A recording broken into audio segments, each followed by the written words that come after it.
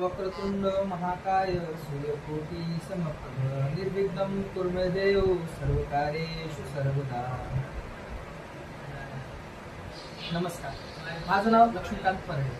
आज आपण शतदौत घृत बनवणार आहोत.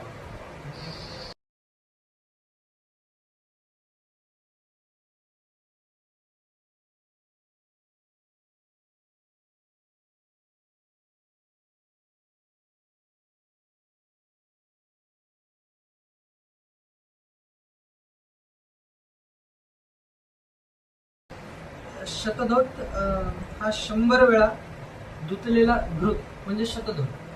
शत म्हणजे 100 आणि धुत म्हणजे वॉश.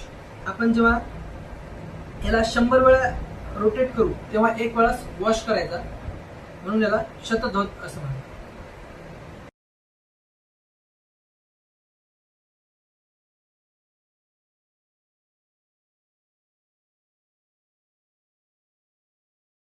त्या ठिकाणी आपला शतदौत हा तयार झालेला आहे. हे पहा, तुम्ही पाहू शकता.